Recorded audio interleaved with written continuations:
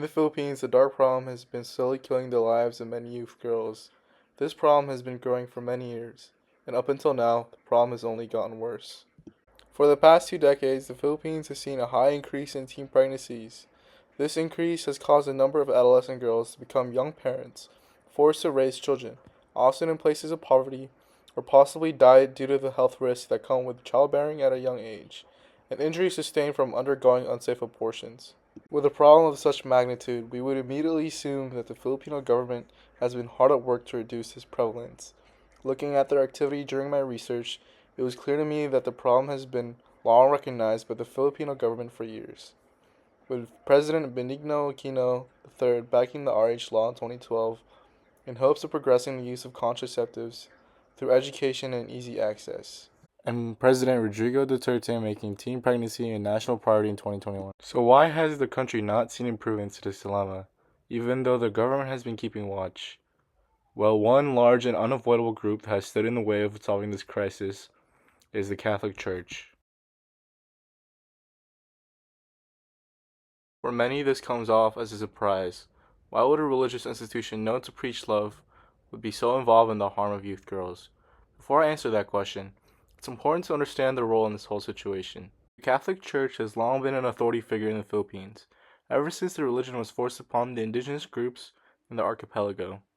Because of its long history in the Philippines, most Filipinos are Catholic, with over 80% of the population identifying as such. Taking this into consideration, it's quite clear that the Church has great influence within the country, even extending it to government affairs with how involved they are in shaping legislation. Due to this influence, any efforts to address this issue through government has been strongly contested. For instance, this pushback can be seen on contraceptive use.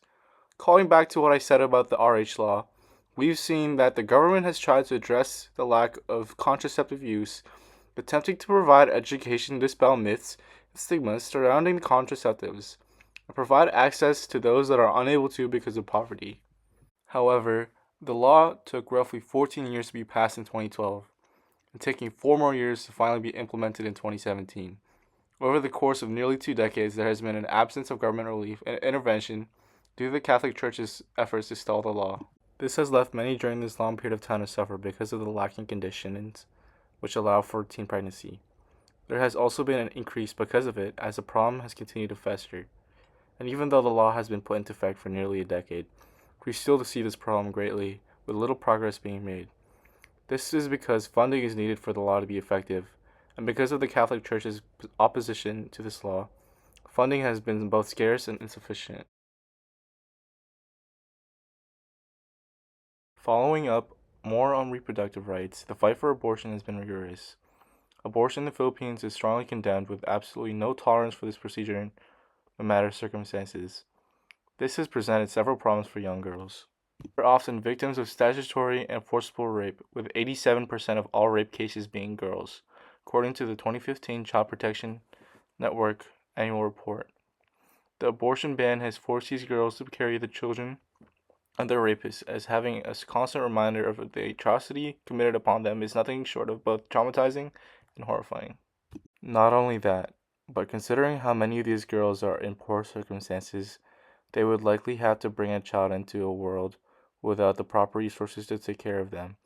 As a result of these problems, many of these girls opt to undergo unsafe abortions, with over 600,000 women resorting to dangerous abortions every year, thus reported by the World Health Organization. Due to this, the UN has called for reforms on the abortion ban, attempting to align the Philippines on their international human rights standards. In addition, bodies within legislation have supported the decriminalization of abortion, with current Filipino President Bongbong Marcos supporting certain circumstances of abortion. However, with all this support, abortion still has no exceptions. It will likely continue to have none because of how it is written in the Constitution. In the Philippine Constitution, protections for the unborn fetus must be equal to that of the mother. This ultimately criminalizes all forms of abortion because the Constitution views that act as a murder. This could not have been possible with the Church's push for this to be written into the Constitution in 1987, as per the Center for Reproductive Rights. So why exactly has the church taken so much action to prevent change to this messed up situation? To understand this problem, it is important to comprehend its history and the political climate of the Philippines. Women weren't always deprived of reproductive rights in the archipelago. In fact, abortion was a common practice back in the days of pre-colonization.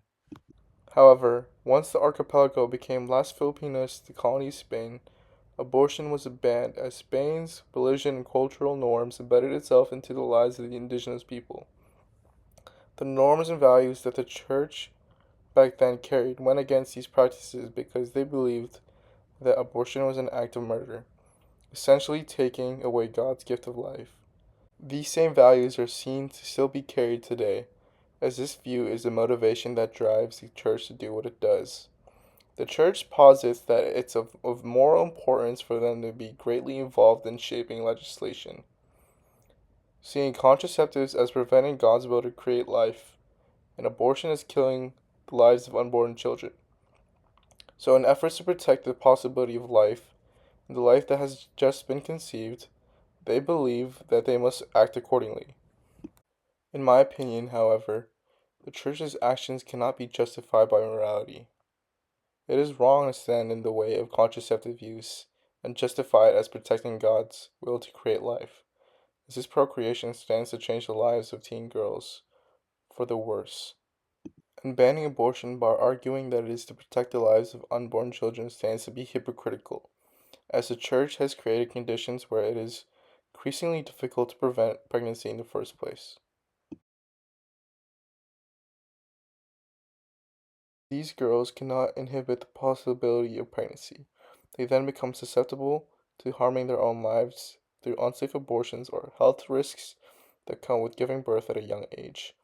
Not only that, but they stand to also situate themselves further into the road of poverty as they become parents at young ages, thus unable to further their education because they now have the responsibility of caring for a child while already struggling to take care of themselves. Young women in the Philippines continue to face subjugation and oppression from both the Filipino government and the Catholic Church through the use of their own bodies. Despite the fact that the Philippines is a secular nation, the Catholic Church still holds an extensive amount of power over these girls' quality of life, their bodily autonomy, and their chances of becoming self-determined women that have proper access to necessary health care. Through considerable thought, I believe that in order for the Philippines to advance as a nation, it has to work to advance the rights and lives of young female citizens. This can only happen if the church is given less power or if the church reflects on the damage that they've inflicted to young adolescent girls.